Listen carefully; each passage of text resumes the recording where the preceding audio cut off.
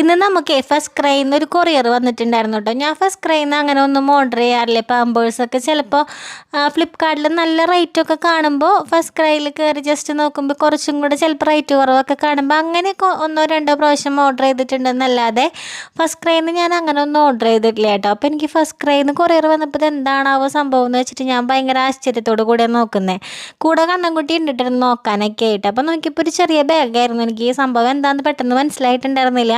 പിന്നെ അതിൻ്റെ കൂടെ ഉണ്ടായിരുന്ന ഒരു കാർഡിൽ അതിൻ്റെ ഡീറ്റെയിൽസ് ഒക്കെ എഴുതിയിട്ടുണ്ട്. ഇതൊരു ഡയപ്പർ ബാഗാണ്. അപ്പോൾ ഇതിൽ നമുക്ക് പുറത്തൊക്കെ പോകുമ്പോഴേ ഡയപ്പറും അതുപോലെ കുട്ടികളുടേതായിട്ടുള്ള സാധനങ്ങളൊക്കെ വെച്ചിട്ട് കൊണ്ടുപോകാനായിട്ട് സെറ്റ് ചെയ്തിരിക്കുന്ന ഒരു ബാഗാണ് കേട്ടോ. ഫുഡ് ഐറ്റംസ് ആയിക്കോട്ടെ, ഡയപ്പർ, മറ്റേ വൈപ്സ്, അങ്ങനെയുള്ള സാധനങ്ങളൊക്കെ വെച്ച് കൊണ്ടുപോകാനൊക്കെ ആയിട്ട് പറ്റുന്നൊരു ബാഗാണ്. ഞാൻ ഇടയ്ക്ക് യാത്ര പോകുമ്പോൾ ആലോചിക്കാറുണ്ട് കേട്ടോ, ഞാൻ എൻ്റെ ഹാൻഡ് ബാഗിലൊക്കെ തന്നെയാണോ ഒക്കെ അല്ലെങ്കിൽ ലാപ്ടോപ്പിൻ്റെ ബാഗോ അങ്ങനെയൊക്കെ എടുത്തിട്ടൊക്കെയാണ് സാധനങ്ങളൊക്കെ എടുത്തൊക്കെ കൊണ്ടുപോകാറുള്ളത്. പക്ഷേ ഇങ്ങനൊരു സാധനം കിട്ടായിരുന്നെങ്കിൽ അല്ലെങ്കിൽ വാങ്ങായിരുന്നെങ്കിൽ നല്ലതായിരുന്നു എന്നൊക്കെ എനിക്ക് തോന്നിയിട്ടുണ്ട്. അപ്പോൾ നോക്കിയപ്പോൾ സംഭവം അടിപൊളി സാധനം തന്നെയാണ്. നല്ല അത്യാവശ്യം കുറച്ച് സാധനങ്ങൾ വെക്കാനുള്ള സ്പേസും കാര്യങ്ങളൊക്കെ ഉണ്ട്.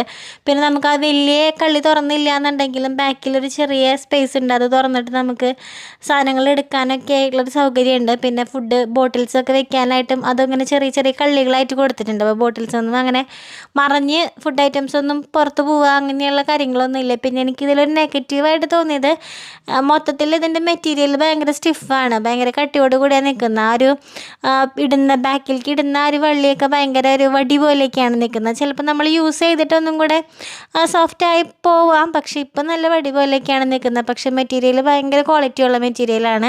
സിബ്ബൊക്കെ ആണെങ്കിൽ നല്ല ക്വാളിറ്റി സിബ്ബും കാര്യങ്ങളൊക്കെ തന്നെയാണ്. അപ്പോൾ ചുരുക്കി പറയുകയാണെങ്കിൽ സാധനം അടിപൊളി സാധനമാണ്. അപ്പോൾ ഇത് നമുക്ക് നമ്മളുടെ ഒരു സബ്സ്ക്രൈബർ അയച്ചതാണ് കേട്ടോ.